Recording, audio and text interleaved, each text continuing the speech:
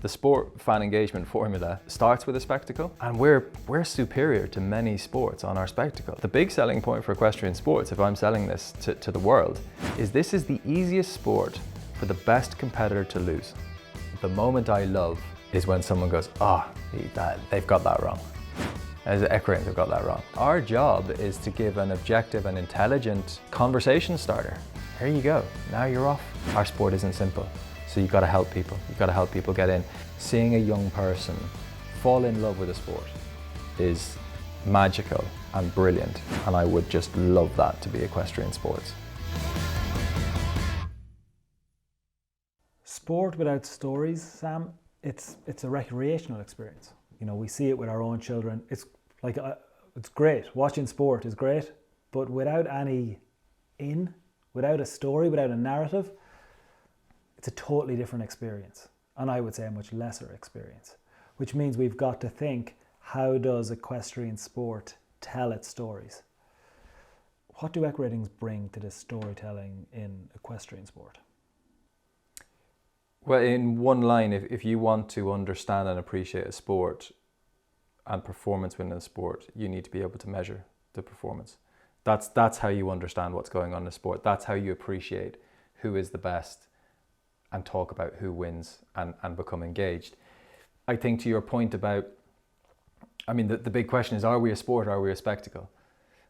We are and by the way, the sport fan engagement formula starts with a spectacle, and we're superior to many sports on our spectacle. I mean, you watch horses jumping over the obstacles they jump, the dressage, what we can train, that harmony between horse and rider and what they do. Like, our spectacle is incredible, but it's not our why. Our why is that we're a sport. So if you're there and the people appreciating this spectacle in all of it and feeling something from what they're seeing, but they're going, you know, what is that horse, that person? I've heard of that person, I don't really know the horse, like who does win, and who is the best? You need that, because that when you watch engaged fans talking about other sports, it's all about who wins. It's all about who's the best. It's all about why they're the best. It's all about who's the next up and coming, top performer in the sport. The angles, that's engagement. So that going from appreciating a spectacle to being an engaged fan, why that matters, why our sport should be connected to its why and not just a kind of a nice experience, is because you could lose people to you could lose people to another kind of glamorous experience. To experience. Yeah. To experience. We do that well though. I mean, you think about the big shows in eventing and dressage and jumping. Let's take Aachen or badminton in eventing or Byrne in eventing, where we can say, actually, when you walk in there, you get a pretty amazing experience. The spectacle of the horse, watching across country, watching, William Greve go to the line in Satogenbosch, watching these moments is amazing, is the spectacle. I would also include in the spectacle global champions, Miami Beach, the experience, the VIP experience of drinking champagne on a beach, watching some of the sports stars compete. It's all part of the experience. But something you're touching on there is it a sport? And I think actually we should ask that question really honestly of ourselves, because we, as a community competing at the very top end of this, want more than anything for this to be a sport and to be recognized as the talent that exists between, both at an equine level and at a human level, that's on display. It's absolutely a sport. It's just not consumed as one, because people are, the top professional riders, and to be honest, tens, if not hundreds of millions of people around the world are competing in a sport to win, to be first or second. Our kids all around the world. This is a huge participation sport. It's just not consumed and understood and appreciated as a sport, because it's more an experience. So people, when they go to a top show, again, They appreciate the spectacle. It's a brilliant VIP experience. It's a brilliant family experience, but people don't really understand or know what's going on with regards to the sport, and that's a massive problem. Now, when we say that, the riders do. The riders know what it takes. The riders know what it feels like to compete against each other. Think about things like Geneva, top 10. They're looking around at each other. Top 10 riders in show jumping in the world are looking around at each other, and it's not about the prize money. It's about knowing that I can deliver on a Friday night in Geneva. I want to be, the why is quite clear, but it's understood primarily, and I know that top 10 in Geneva is an easy one for fans to access because it is quite clear as a why. But the riders, I think, at all levels of this, at introductory level eventing in Ireland, or at a Geneva top 10 final in November, December in show jumping, I think that's clear from an athlete point of view. But what you're talking about here is from a fan point of view. Fan engagement means that when we walk in to this experience, when we walk in those gates at Aachen and we walk towards the stadium, do we know anything about Star Gold? Do we know anything about the horse that Marcus Enning has picked on the Sunday morning of the Grand Prix at one of our most prestigious, famous venues in the world? Because if we don't, it's going to be really difficult for us to feel all of the excitement that's about to unfold, on Sunday afternoon in Aachen. So you're moving on to step 3 of the fan engagement formula, which is basically, there's 4 parts to it. The first is a great spectacle. The second is a strong why, that people can look at that and go and understand why that matters, why this sporting event matters, how it fits into the calendar. Is that going to, contributing towards a club getting promoted, relegated, winning a Champions League, qualifying for a Champions League, that type of stuff. And what you mentioned, the Rolex Top 10 and the Grand Slams, I think with their, the million bonus and the history, I think, with those venues and stuff like that. Some of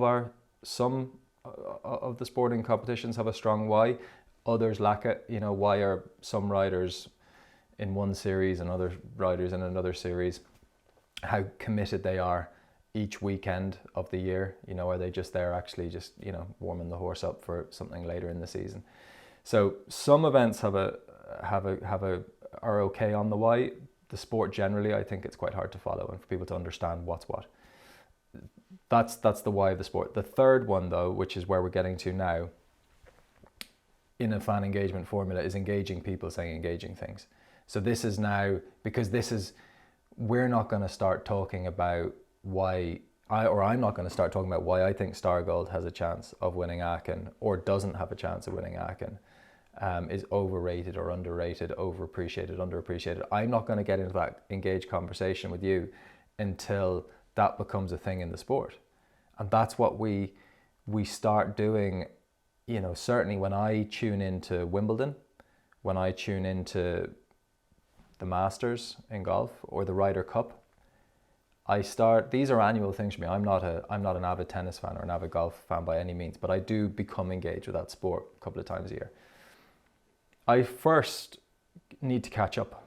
I need to listen to, and I'm probably listening to someone who's already won Wimbledon or a Grand Slam, and I'm asking to someone who's very informed about the sport currently and who can ask good questions. And I'm listening to an interesting conversation and many insights that I can latch onto. For me, though, you can choose which level. What I love about the concept of engagement is you can choose which level you want to enter at. So when you talk about, let's take Wimbledon, when you say I want to feel or see that experience, all you need is potentially to know that this guy has the fastest serve on the tour right now. And you're just going to sit there for a minute to watch this serve. Yeah. Nothing else. You don't need to measure. I don't need to know what speed it is. You've given me enough. This is the fastest serve. Watch this. Here's a youngster who's going on to win a US Open, who actually had to qualify through 4 rounds of the qualification, you know, like she wasn't seeded or whatever, and she goes on to win. I now know that she's an underdog. I don't know exactly how or why or what that means or where she ranks or where else she's going after this, but I'm in. For the next 1 minute, I'm going to watch this underdog take on one of the favourites. We had it in a Wimbledon final last year where you had, you know, one of the major players taking on the new up-and-coming star. And all of these sporting narratives, for me, are fairly well worn, you know, in the concept. There's only a few different ways to tell a story. But generally, the hero story, that hero narrative, that arc that you see in storytelling generally is, you know, man's walking along, man falls into a hole, man climbs out a hole, and, you know, we're back on track. But that actual narrative is so many of the films we see. It's the same in sport. You've got men versus women, a story that we can come back to in our sport that I don't think we really tell, or that we really tell as well as we could. But also like underdogs versus the big stars. Again, a really easy story, but one that's happening all the time. For me, what I love about the confidence that other sports have in their stories is they offer you 5 or 6 or 7 different entry points. You want to be like your son and football, studying, you know, fantasy points in depth and knowing how many appearances all of the reserve players have and what their likelihood of success is. You can go in at that level. Absolutely, that is available to you to be that engaged. But if you want to just sit there and love Jurgen Klopp because of his personality, all of that content is there and freely available too. And I don't know how many entry points we have in equestrian sport. I don't think we cater for people who want to go through the full spectrum of engagement. Well, I think, again, you know, back to understanding it and consuming it as a sport, where we come in is here's today's competition, and we start with the win chances, and that kind of came from this phrase that because you see from other sport, whenever commentators will go to it and say, and you ask that question, who's going to win, you kind of got this nervous. You could be talking to anyone in the sport, and it was like, wow, I mean, you know, anyone could win. There's so many good competitors in this competition, and that's hard to get engaged with if that's the answer every time, week in, week out. Well, I mean, anyone could win.